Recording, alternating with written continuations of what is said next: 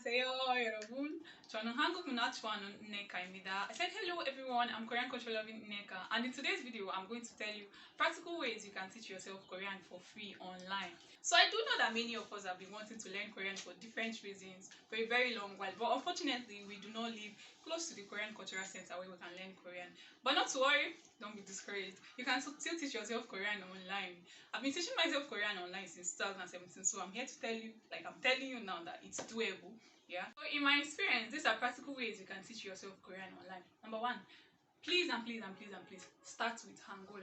Don't learn Korean with romanization, that is using English letters to learn Korean, because it's going to stump your progress and mess up your pronunciation. Kronikachi, Hangugo Parun, Wanjon Yupumangago or Giant sort of channel.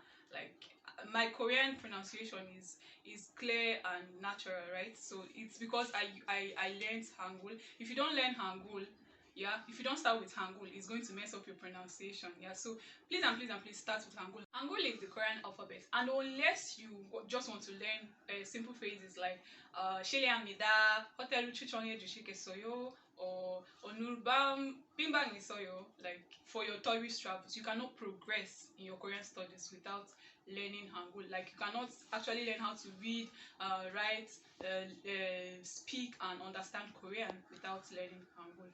So I know it seems difficult. Like when you take a look at written Korean text, you might think, oh, it looks like jargon, it looks complicated, it looks difficult. But it's actually not. If you tear apart all the Korean texts that you have been scared of, you will see that there is only 24, just 24 Korean letters that you would ever need to learn to speak and to read and write Korean. Like in the whole of Korean language, there is only 24 letters. There are 10 vowels and 14 consonants. English language has 26 and Igbo has 36. So you see why there is nothing to be scared of. So how do you actually learn Hangul? How do you start learning Hangul? So I suggest two websites. One is howtostudykorean.com, and the second one is koreanfromzero.com. These are websites for absolute beginners to learn Korean from. So if you these websites, the howtostudykorean.com, it breaks down the concepts of Korean language and adds some aspects of Korean culture, while koreanfromzero.com teaches beginners from Hangul everything you need to know, and it has a more concise, like it has a textbook, Korean from Zero Book 1, that you can actually download for free, yeah, from this website. Then they have a set pattern, like step by step, the process that you can follow to learn Korean. So how do you memorize Hangul? I usually advise my friends to start by writing down the 10 vowels and the 14 consonants. Like you write them in a line, and then you put the corresponding sounds under them. Like this. So these are the 10 basic vowels and these are the 14 basic consonants. So these are the corresponding sounds, aya, oyo, blah blah blah. So when you're done writing like them like this, you learn the writing rules, the stacking rules, how they stack up to form syllables or characters that form words.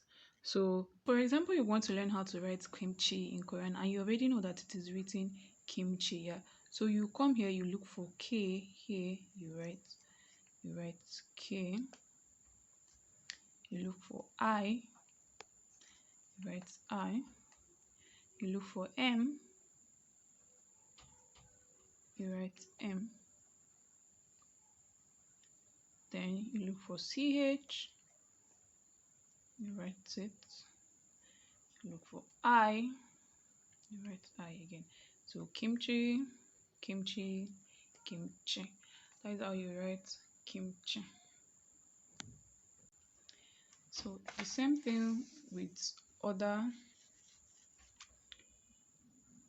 words that you would want to write. So this is a way to help you, get used to Hangul, and you should download a Korean keyboard so that it helps you to stack. You get familiar with the stacking, the way, like how they are stacked, and also watch YouTube videos so that you get the pronunciations and make sure to repeat after them, because one of the mistakes I made when I was starting out, learning Korean, was that I was not learning pronunciation. So when I started speaking, I was not having confidence at all in speaking. So it took me a very, very long time to be able to start speaking. So don't do that. Make sure to always say the pronunciations out loud.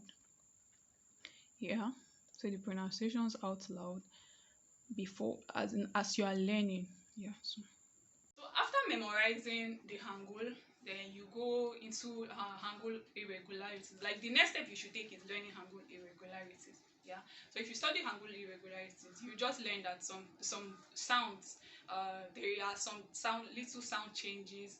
Like for example, when you write the sound for M, the sound for A, and the sound for S, instead of it sounding like mass, it sounds like math. So you learn simple rules like this, but you don't have to cram everything at a sitting. You can just learn them once, and then you move on. You get used to them as you're progressing, as you're learning more vocabulary and more grammar. So after learning the Hangul irregularities, the next step I advise you to take is, as I've said, you shouldn't memorize everything. You don't have to cram everything. Yeah. As you're learning more vocabulary and more grammar and encountering more Korean words or instances where these things are where they occur, you will be able to get used to them. So you don't have to even sit down and cram everything at once. So the next step after that, you learn simple verbs like to be, to exist, to not exist. Then you move to simple grammar patterns like present, past, and future tenses. Then some vocabulary, maybe how to introduce yourself, how to say your age using numbers like from 1 to 20 or from 1 to 100, just as much as you can learn. And remember, this Korean from Zero textbook has these things, like it has it in patterns that you can learn these things. You can learn home vocabulary, you can learn church vocabulary, you can learn school vocabulary. Just make Google your friend. Try different methods, that anyone that works for you. But anything you want to learn, maybe learn vocabulary in groups, home vocabulary, cushion, bed, house, all these things. So make Google your friend, join language learning communities on Twitter, Instagram, Facebook, or other social media. Then you can download apps, language exchange apps like Tandem and Hello Talk, where you can meet native Koreans and practice what you're learning with them. And if at any point you have difficulties, you can contact me on social media. I'm always very happy and ready to answer all your questions and make friends with everyone that's learning Korean. So all the best in your Korean studies, and if you want to see more fun videos like this, please subscribe to the channel and like this video and comment your thoughts on this video in the comment box. Enjoy your Korean learning. 안녕히 계세요. Bye.